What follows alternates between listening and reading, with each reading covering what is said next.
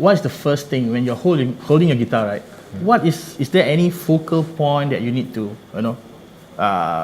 focus on your fretboard maybe? So because sometimes what we do is we play by boxes. Yeah, but for you, I don't think that you're gonna play in boxes anymore. You go all the way around your fretboard. So yeah, any specific focal point, or what is your vision when you start to hold a guitar? Yeah, I think it's kind of, I guess, being aware of a key, for example, so if you're sort of jamming in B flat or G major, or you can hear the track is in a certain key, I guess there are lots of ways, like you say. Of course, we all know the shapes, but also the notes are important. So, for example, if I was thinking of G major, like for example, let's just do sort of 3, 4. Then B flat.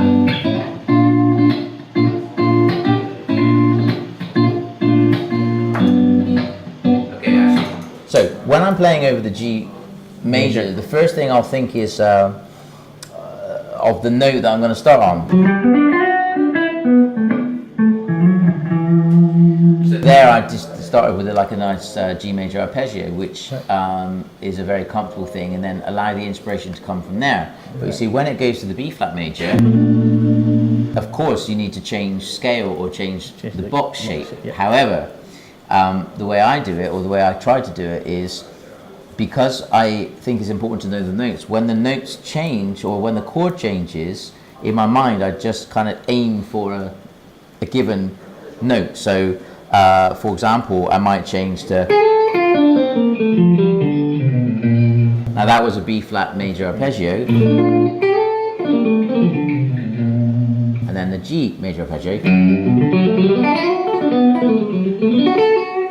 But you see, then it's being aware of the whole neck in that key as well, so that when the inspiration is kind of happening, you can feel confident that you can get to the next note. So I'll just show what I mean. So if I start in like a basic G major shape, I'll see if I can explain as I'm going. Like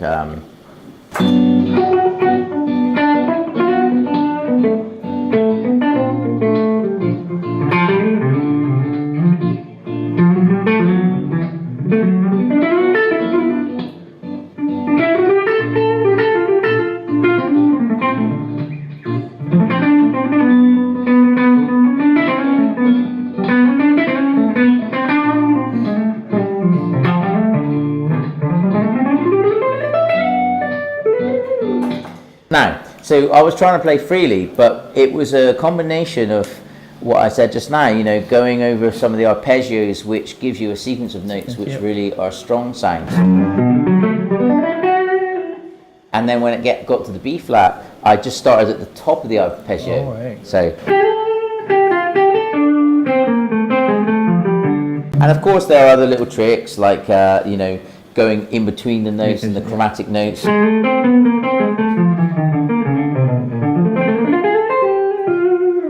So at any point when I land and I know the chord is going to change, for example here in B flat, I'm on an F, right? When it changes to G major, I know that the F's going to sound weird, so I need to go to F sharp. Okay, and then when I'm on an F sharp, I can do,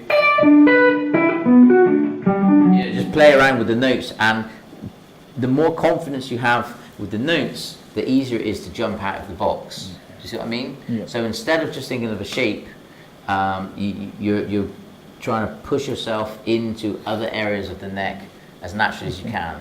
Right. So that's kind of one thing I think about when I'm doing it. Just one question for the team. Yeah. All right. Okay. Can you bend the strings of the guitar without doing the bending face? Because from what I see, you have these emotions and have this kind of face. Yeah, of course I can. Yeah. Right? Yeah. It's just because, of course I can do something robotically, which I'll do it for you now. All right. Because you've got nothing to do with music. Okay. There you go. Here's another one. Okay. Now with the bending face.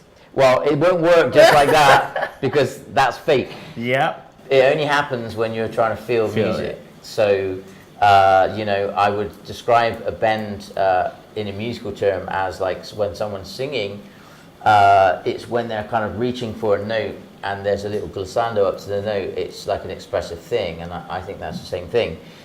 But it's very crucial that people realize that it's an involuntary thing, and it's part of the expression of what you're trying to feel musically. And I think there's nothing more insincere about doing it when it's not natural.